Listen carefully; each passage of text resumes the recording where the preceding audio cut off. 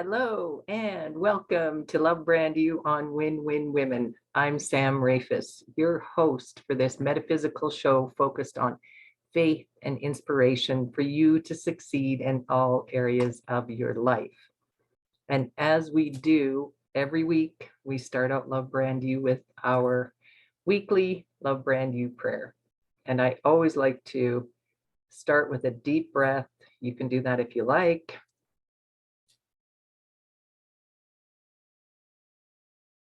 I like to feel grounded and say our prayer for today.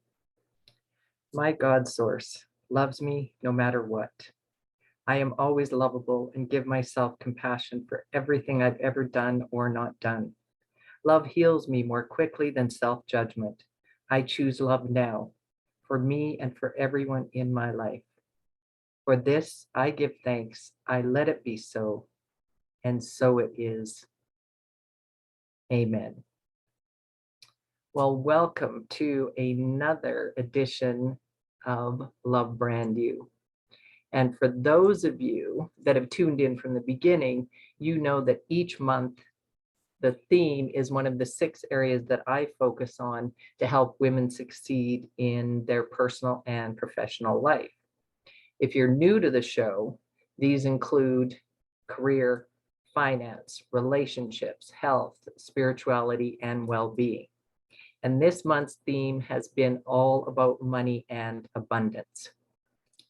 Today, for the last episode for this month already, I'm sharing money and the law of abundance based on the teachings of Abraham-Hicks. So to start, I will give you a brief overview of Abraham-Hicks, and this is from directly from their website. So Esther Hicks is an inspirational speaker and author. She co-authored 8 books with her husband, Jerry Hicks.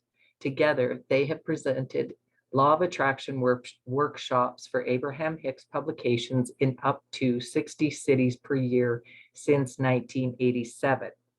Hay House Inc. published the Hicks best-selling book, Ask and It Is Given, in 2004. Since then, they have also published 4 more New York Times bestsellers, one of which is the basis for today's episode, Money and the Law of Attraction. This one made it onto the #1 New York Times bestseller list. And Jerry Hicks, Esther's husband, Jerry left the physical world. They like to say he left the physical world in 2011. And Abraham is described as infinite intelligence who speaks through Esther. And you can go to abraham-hicks.com and you can find out more there directly what they say about Abraham, because many people talk about Abraham in different ways. So if you're not familiar with Abraham-Hicks, I encourage you to search them out on YouTube, listen to a few clips. There's many that are on YouTube. I listen to probably a clip daily, if not more. I find them very inspiring.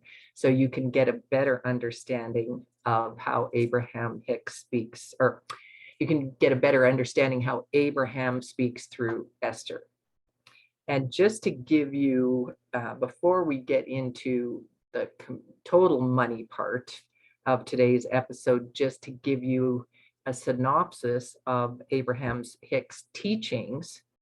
And they have 12 different principles that they have. Again, it's right there on their website. I just want to list them here today for those of you that are not quite as familiar with Abraham-Hicks, and those of you that are here live and will be talking about it after today's episode. If you're catching the replay, then you can go to the website directly as I go through these. So, all right. #1, you are a physical extension that which is non-physical, of that which is non-physical. So we're physical and we're an extension of the non-physical, that which we cannot see, but it is around us. 2, you are here in this body because you chose to be. 3, the basis of your life is freedom. The purpose of your life is joy. 4, you are a creator. You create with every thought. And 5, anything that you can imagine is yours to be, do, or have. 6, as you are choosing your thoughts, your emotions are guiding you. 7, the universe adores you, for it knows your broadest intentions. 8, relax into your natural well-being. All is well. 9, you are a creator or thoughtways on your unique path of joy. 10, actions to be taken and possessions to be exchanged are byproducts of your focus on joy. 11, you may appropriately depart your body without illness or pain. And 12, you cannot die, you are everlasting life. Then they have a PS. It's not necessary for even one other person to understand the laws of the universe or the processes that we are offering here in order for you to have a wonderful, happy, productive life experience. Or you are the attractor of your experience, just you. So I like to extract from their books, from their teaching, the simple premise of your universe and of your world. You get what you think about. And I'm sure you've heard of that. I'm sure you may even, say it to yourself. And I've just picked out a few of my favorite passages from this book, given the time allotment I have. And from page 62, the quote there is, if you want to improve your financial situation, the subject of money is really 2 subjects. 1, money, plenty of money, the feeling of freedom and ease that plenty of money can provide. And 2, absence of money, not nearly enough money, the feeling of fear and disappointment that the thought of abundance of money induces. So often people assume that because they are speaking the words, I want more money, they are speaking positively about money. But when you're speaking of money or anything else for that matter, they say in the book, and you are feeling fear or discomfort as you speak, you are not speaking of the subject of money, but instead you are speaking of the subject of not enough money. So I've got a note here. Just pause, take it in, and I just want you to think about the way they describe that for 1 and 2. That you're thinking about money and the feeling it gives you, and then 2, you're actually thinking of the absence of money. So the difference is very important because the first statement brings money and the second holds it away. The trick to having more money is to start off by thinking thoughts that feel different and promote the feelings and beliefs of wealth and abundance. So many people believe they need to be factual about what is happening, especially if they're experiencing a shortage of money. And I've talked about it in previous episodes. We've talked about it in conversations after the live show, that when we're saying statements such as, I don't have enough, I can't afford it, I'm broke, it may be factual. However, every time we're stating that, we don't really know the impact that it's having on our actual situation. So is it creating more abundance? Not likely. Or money, because we're actually talking about money, and abundance is part of money, but it's also abundance in our life. And again, I've talked about that in previous episodes. So if you want to search up some of the episodes on money and prosperity, or check in with a couple of guests that I've had this month, we've had some good conversations, and they have given us some very good information and tools that they have used in their with either with their clients or with themselves in increasing prosperity, abundance, money, whatever way you can feel more abundant and bring in more money is really what works for you. It's the feelings, that the thoughts, the feelings, and the beliefs. Okay. So if we want you to understand, okay, I've got another quotation mark here, so I must have made a note here that this is something else from the book. But if we want you to understand that if you continue to look at what is and speak of what is, you will not find the improvement that you desire. Just what I was speaking about before that.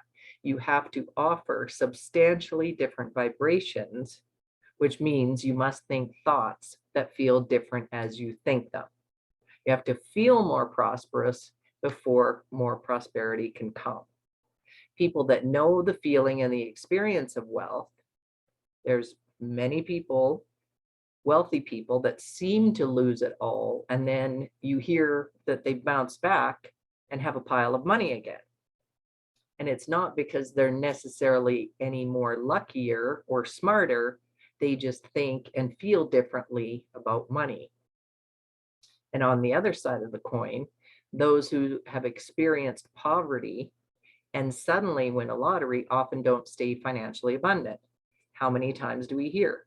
The rich get richer and the poor get poorer. And I brought up a statistic from a previous episode because I wanted to make this point again, that when it comes to, someone that might have been in poverty or had lesser money. So according to the National Endowment for Financial Education, about 70% of people who win a lottery or receive a large windfall, whether it be inheritance, however they receive this windfall of money, go bankrupt within a few years. And this, according to law of attraction and vibrations and feelings, this is largely due to their beliefs and feelings about money. So when it comes to the law of attraction, what you draw to you or keep from you has nothing to do with what anyone else is doing. It's all us. We may think it's something out there, or we may believe that something caused us to lose money, or we didn't get a promotion and we didn't get the money we wanted because of something outside of us. However, in truth, according to the laws of the universe, which law of attraction is one of them, allowing more money to flow into your experience requires far less than most people understand. All that is required is that you achieve a vibrational balance in your own thoughts. So if you want more money, but you doubt that you can achieve it, you're not in balance. If you want more money, but you believe there is something wrong with having money, you're not in balance. If you want more money and you're angry at those who have more money, you are not in balance. They go on to say, when you are feeling those emotions of inadequacy, insecurity, jealousy, injustice, anger, and so on, your emotional guidance system, your intuition, emotional guidance system, your feeling is letting you know that you are out of alignment with your own desire. Nothing is more important than that you feel good. For whenever you feel good, you are in harmony with your greater intent. And I just want to read a couple stories from the book. They're short anecdotes from the book because I think they speak more clearly to what we can get from me just talking about the law of attraction and some of the quotes from the book. So just let me, as always, let me get my glasses on. And let's see. So page 73, Jerry's story. And this is from Jerry Hicks. What if the poor can criticize the rich? Jerry, when I was a kid, I associated with poor people, primarily.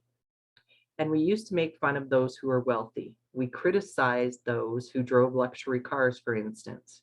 And so as an adult, when it came time that I would like to have owned a Cadillac, I couldn't bring myself to drive one because I felt that people would make fun of me as I had made fun of the others. So I drove a Mercedes because years ago, people kind of thought that they were economy cars. The only way I could bring myself to drive a Cadillac, which I finally did, was to bridge my thoughts by saying, well, by buying this car, I put all those people to work who put this car together. I created jobs for all the people who supplied the parts and the materials, the leather, the metal, the glass, and the craftsmen, and so on. And in that justification, then I was able to buy the car. So somehow I discovered a process of bridging my thoughts that helped me allow that symbol of success into my experience. So he, as an individual, like he said, had identified with people that had more poverty conscious thoughts. That's how he grew up, rather than a wealth consciousness. So as he got older, he's just saying that, it was hard for me to suddenly adopt a belief of being abundant. So when he talks about bridging the gap, bridging the thoughts, that's often what when you might hear some of the lectures or talks from YouTube, or hear of other sessions where you hear Esther as Abraham, and they talk about bridging thoughts and having a better feeling thought. Okay. And the next one that I wanted to share was page 77. Okay. A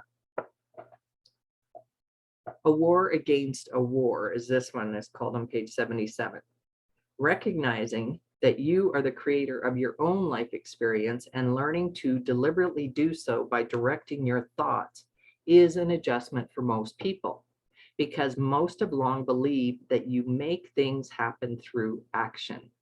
Not only have you erroneously believed that action is what makes things happen, but you have also believed that if you apply pressure to unwanted things, they will go away. That is why you have a war against poverty, a war against drugs, a war against AIDS, and a war against terrorism. And although you may believe that pushing against these unwanted things will cause them to leave your experience, that is not how the laws of the universe work. And that is not the proof of your experience, for all those wars are getting bigger. Attention to the lack of what is wanted causes it to increase and come closer to you. Just as focusing upon what is wanted causes it to increase and come closer to you. When you relax into your natural well-being, when you make statements such as, I seek abundance, I trust the laws of the universe, I have identified the things that I want, and now I am going to relax and allow them to come into my experience. More of what you desire will come. If your financial situation feels like a struggle, you are pushing your financial well-being farther away. But when you begin to feel ease regarding your financial situation, you are then allowing more abundance to flow into your experience. It really is that simple. And so when you see others excelling in their attraction of money and you feel negative emotion about it, that is your signal that your current thought is not allowing the abundance that you desire into your experience. When you find yourself critical of the way anyone has attracted or is using money, you are pushing money away from yourself. But when you realize that what others do with money has nothing to do with you, and that your primary work is to think and speak and do what feels good to you, then you will be in alignment not only about the subject of money, but about every important subject in your physical experience. Okay, so I wanted to read those two passages so that it could sink into just really making it clear that it really truly is about how we feel. And one of their quotes in the book I really like, and I like to give a quote each week. And it says here, you do not have to have money to attract money, but you cannot feel poor and attract money. So let me read that again. You do not have to have money to attract money, but you cannot feel poor and attract money. So I encourage you to just think about that. And I know when I reflect on that, when I really started getting into Abraham-Hicks and the law of attraction and these different books and practicing tools and techniques and whatever you want to call them, just practicing different ways of thinking about abundance and attracting more money to me. It really does. It takes practice, and it starts with the thought. So what are some action steps? What can you do? What have we talked about in previous episodes? And it really just starts out with, of course, thinking different thoughts, but it can be as simple as pretending you are already prosperous. And remember here, this is an inside process. Everything I talk about and everything I work with women on, whether it's their business, whether it's their health, whether it's their getting more money in their business or their life, no one else needs to know what you are working on in your head. We don't have to share what's going on. We don't always have to share, and they even talked about it in the book, that what is right out there that is factual, it may be, but you can think about it differently. So pretend you're already prosperous. I have my phone that I carry around with me, and I have a pocket in my phone, and I usually try to keep money in there so that I can actually look at money and feel prosperous, because there's something different about the actual dollar bills, or 20, 50, 100. They often talk about in their processes of carrying $100 around with you, $100 bill. I mean, today I have 250s in there, and sometimes I do have $100 bill.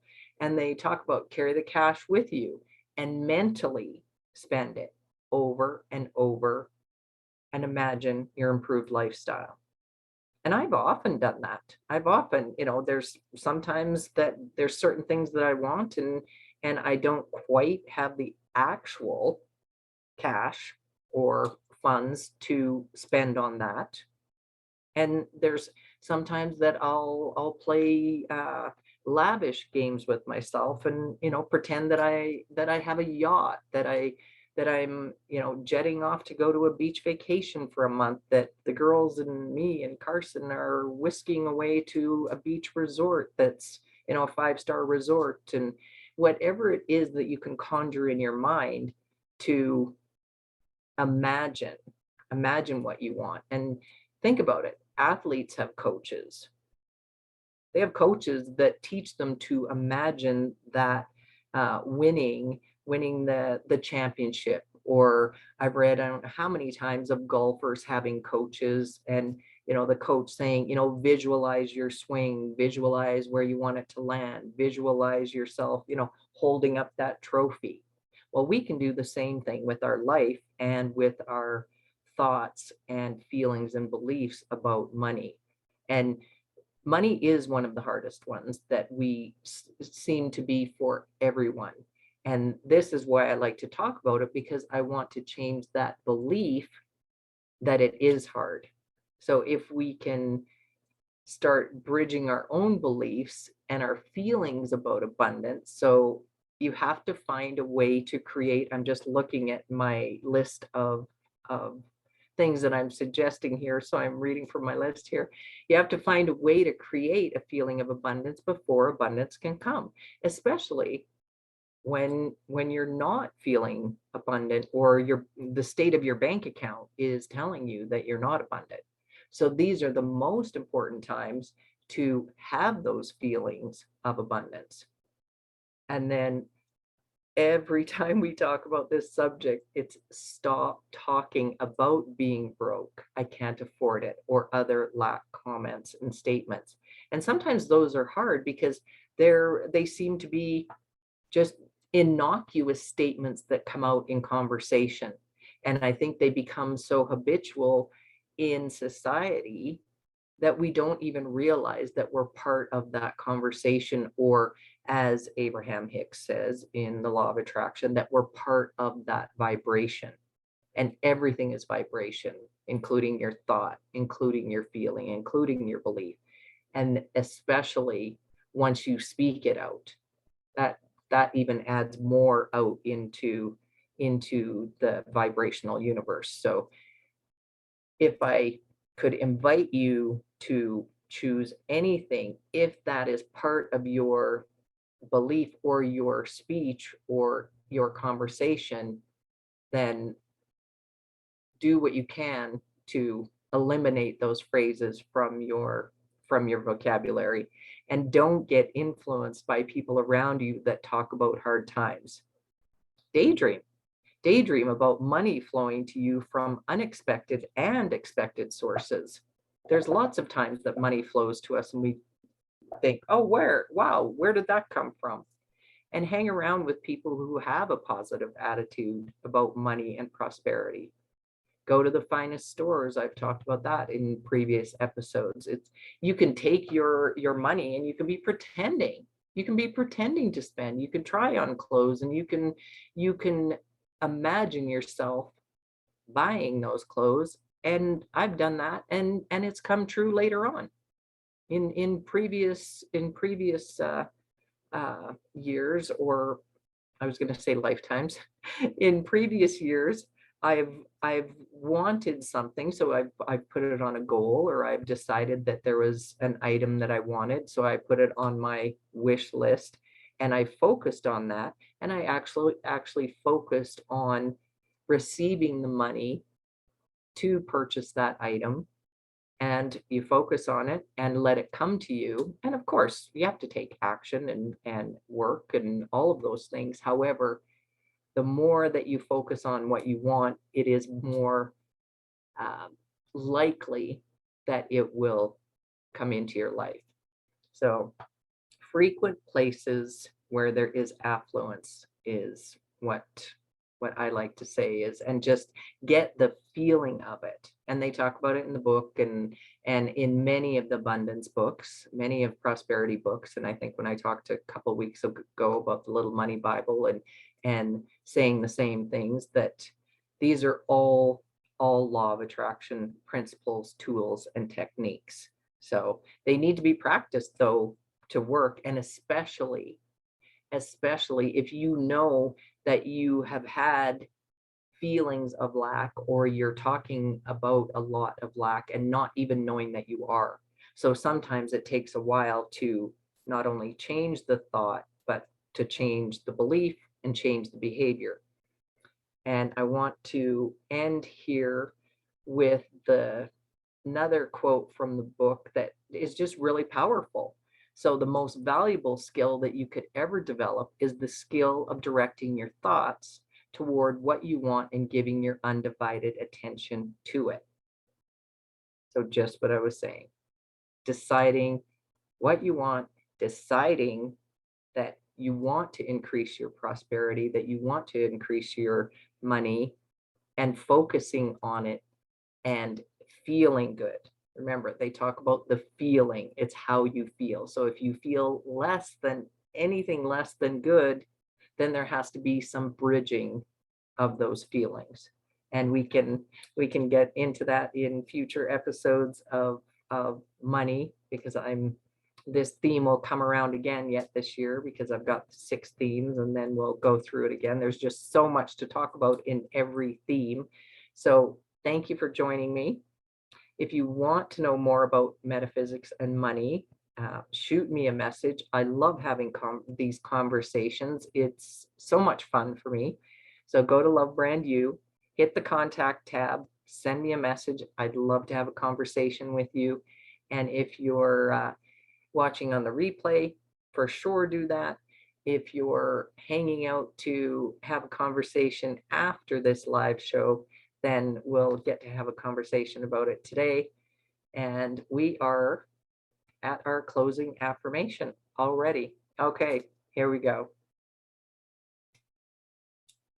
I affirm that in the presence of God, I am already prosperous, and that this prosperity is beginning to materialize around me.